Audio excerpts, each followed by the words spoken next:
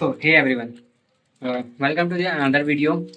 So ये है lecture number 4 of class 10 chapter number 3 pair of linear equation in two variables. ठीक है, इससे पहले हम लोग ये जान चुके हैं कि जीरोस क्या होते हैं और लाइंस के कितने सॉल्यूशन रहते हैं, कैसे उनको ऑब्टेन करते हैं, उन सॉल्यूशन को कैसे ऑब्टेन करते हैं, relation of zeros between coefficients तो हम लोग कर चुके हैं। थर्ड लेक्चर में हम लोगों ने सिर्फ ये चीज़ें कंप्लीट कर ली हैं। ठीक है, अब मैंने आपको बताया था कि किसी भी लाइन दो लाइन पेयर ऑफ लाइंस के सॉल्यूशन को निकालने के लिए हमें तीन मेथड होती है हमारे पास। तीन मेथड से हम लोग निकाल सकते हैं। पहला होता है ग्राफिकल मेथड, सेकंड होता है सब्स्टिट्यूशन मेथड एंड थर्ड होता है एलिमिनेशन मेथड।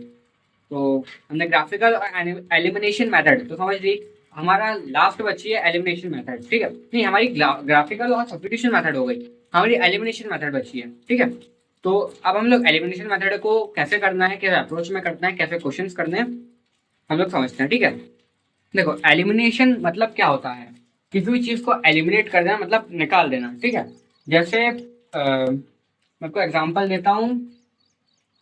कोई इक्वेशन है मान लो, ठीक है, इस इक्वेशन में दो वेरिएबल एक्स और वाई, एक अनदर इक्वेशन है जिसमें एक्स और वाई सेम वेरिएबल्स हैं। तो हम लोग इन दोनों इक्वेशन में किसी एक वेरिएबल को हटा देंगे और इन दो वेरिएबल से काम चलाकर अपने सॉल्यूशन निकालेंगे और फिर उस सॉल्यूशन की मदद से हम लोग ये बचे कुछ वेरिएबल्स की वैल्यू को भी निकाल लेंगे।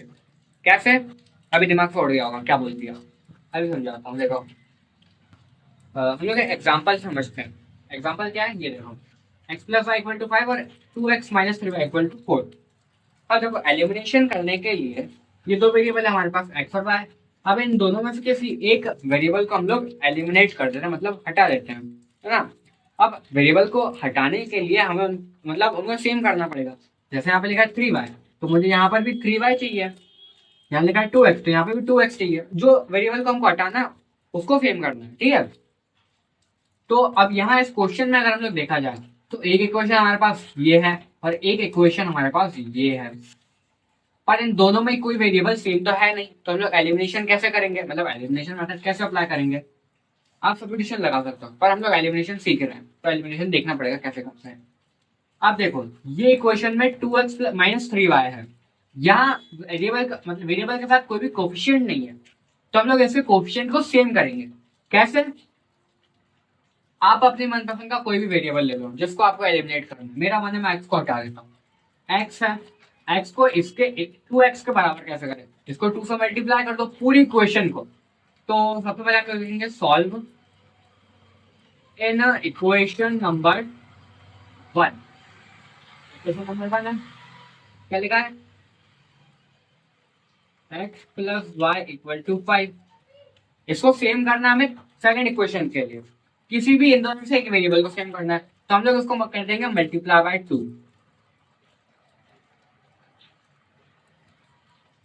क्यों, क्योंकि अगर मैं 2 से मल्टीप्लाई करूंगा तो x बराबर हो जाएगा 2x, 2y इक्वल टू 10। 2 से मल्टीप्लाई कर, मैं 3 को भी कर सकता हूँ, यहाँ पे मैं 2 की जगह 3 से मल्टीप्लाई कर दूंगा तो y बराबर आ जाएगा, फिर हम लोग y को एलिमिनेट कर देंगे। ठीक है, मैं 2 से करता हूँ, आपकी मर्जी, आप किसी को भी एलिमिनेट कर सकते हैं, मेरा x का मन है। ठीक है, इसको अगर 2 से मल्टीप्लाई करेंगे तो क्या होगा, 2x plus 2y equal to 5 को भी करो, 5 2 10। ये आ गई हमारे पास नई इक्वेशन जिसको नाम दे देंगे हम 3। अब इस इक्वेशन को आप भूल जाओ कि इक्वेशन एग्जिस्ट भी करती है। ठीक है, हमारा काम सिर्फ 2 और 3 में हो जाएगा। अब देखो, अब यहाँ देखो इन इक्वेशन 2 एंड 3 दोनों को एक के नीचे एक लिख दो। जैसे कैसे समझाऊं, हाँ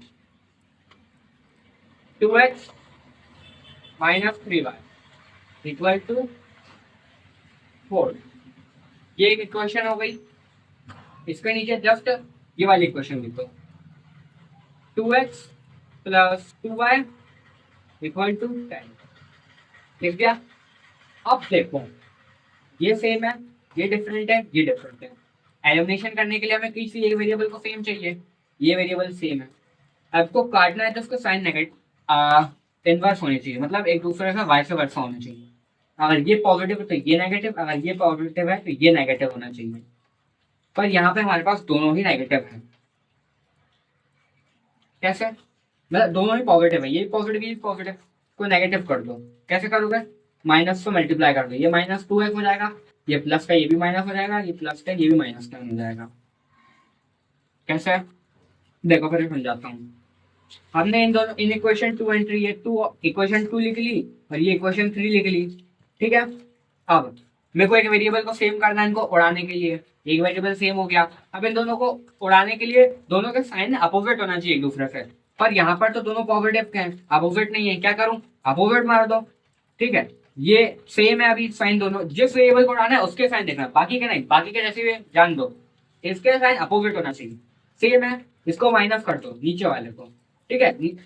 अब ये पॉजिटिव का है, ये माइनस से ऐसे पूरा मल्टीप्लाई हो रहा है, मान लो आप माइनस का मल्टीप्लाई कर रहे हो, तो ये पॉजिटिव का 2 ये हो जाएगा माइनस का 2, ये पॉजिटिव का 2 है ये हो जाएगा माइनस का 2 है, तो ये पॉजिटिव का 10 ये हो जाएगा माइनस का 10। समझ में आया? अब लाइन खींचो और जैसा माइनस करते हो उड़ा दो। Plus 2x minus 2x cancel out, minus के बाद माइनस 2 है, माइनस माइनस प्लस, तो ये हो जाएगा 3 प्लस 2 5y, माइनस माइनस हो जाएगा प्लस, लेकिन माइनस साइन माइनस में रहेगा, ठीक है। अब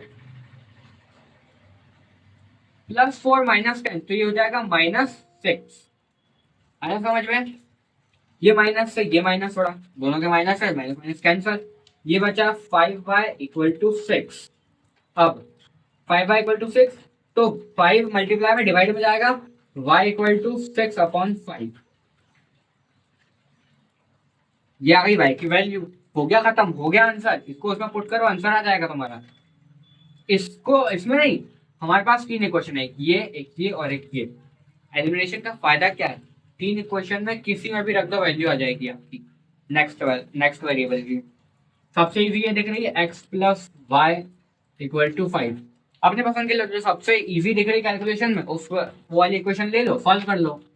x plus y equal to 5, ठीक है। यहाँ पे लिखना पड़ता है, ये y आ गई, मतलब y की वैल्यू आ गई, यहाँ लिख दो ब्रैकेट में put the value of y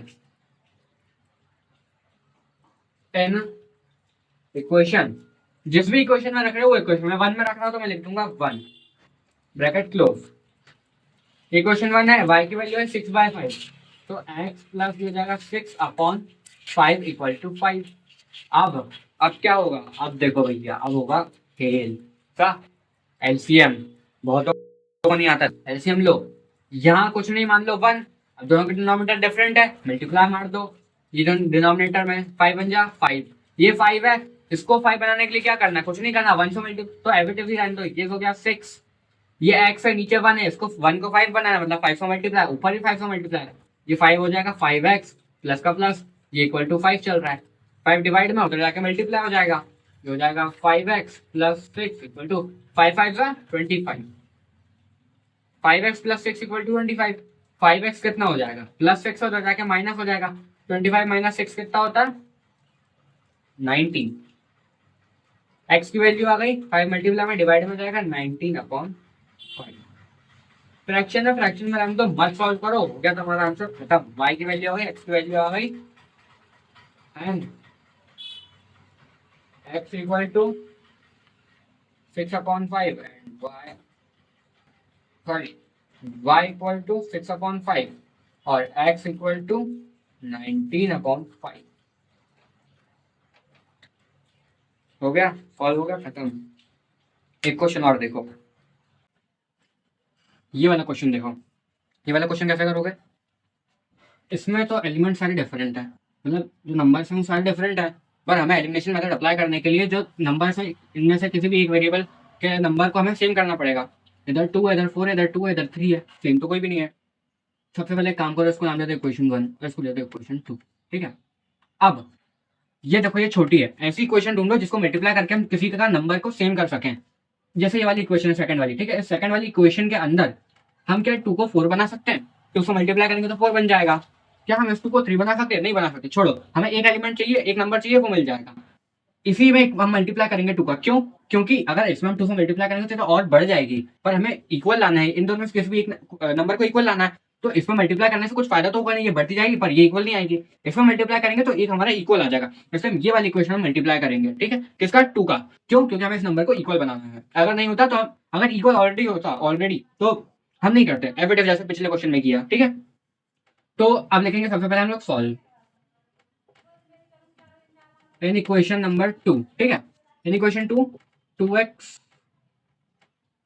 minus 2y equal to 2, ठीक है। इस पूरी इक्वेशन को आप 4 से मल्टीप्लाई और 2 से मल्टीप्लाई कर दो, ठीक है। दोनों को अलग अलग या ऐसे लिख दो, ठीक है। मल्टीप्लाई बाय 2, तो ये क्या हो जाएगी, 2 to the 4x minus 2 to the 4y equal to 2 to the 4। ये हो गई इक्वेशन 3, इसको नाम दे दिया इक्वेशन 3, ठीक है।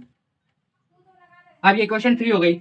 अब इस इक्वेशन 2 को भूल जाओ कि इक्वेशन 2 एग्जिस्ट भी करती है, क्योंकि हमारे पास नई इक्वेशन आ गई है। इसमें माइनस 4y और इसमें 4y और 4y हमारे पास इक्वल आ गए, तो हमारा इससे काम हो जाएगा। अब करेंगे देन इन इक्वेशन 1 एंड 3, क्या है equation 1 and 3, 3x plus 4y equal to 10, और उसके नीचे लिखो equation 3, 4x minus 4y equal to 4, ठीक है। तो कर दो माइनस डिवाइड, ठीक है। मैंने कोई चीज बताई है ना, अगर नंबर इन दोनों नंबर को कैंसिल आउट करना है, मतलब पहले इनको सेम करो, इनको सेम करने के बाद इनके जो साइंस है ना उनको अलग अलग रखो, तो ही कैंसिल हो पाएंगे। जैसे अगर ये प्लस 4y हो जाता तो हम इसको कैंसिल नहीं कर पाएंगे, क्योंकि दोनों प्लस के हैं, तो हम इस पूरी इक्वेशन को माइनस से मल्टीप्लाई करते हैं। बट यहाँ पर ऑलरेडी माइनस है, तो हम इसको एज इट इज सॉल्व करेंगे, ठीक है। तो ये हो गया कैंसिल, प्लस 4y से माइनस 4y गया। अब 3x में 4x को माइनस करो, तो जाएगा माइनस 1x, मतलब माइनस एक्स, माइनस 1x और माइनस एक्स एक ही बात है। अब इक्वल टू 10 में से 4 गए 6, तो minus minus x equal to 6, it mean what, x equal to minus 6। X को उधर भेजो, 6 को उधर भेजो, हो गया एक्स इक्वल टू 6, एक आ गया हमारे पास। अब नेक्स्ट फिर एक्स की वैल्यू, इसको आप किसी भी इक्वेशन में पुट कर दो, जैसे मैं 3 में पुट कर दूं, 1 में या 2 में, किसी में भी पुट करोगे हमारी वैल्यू आ जाएगी y की, ठीक है। तो मैं लेट सपोज 2 में पुट करता हूँ, इजी इसलिए किसी में पुट करोगे आंसर सेम ही आएगा।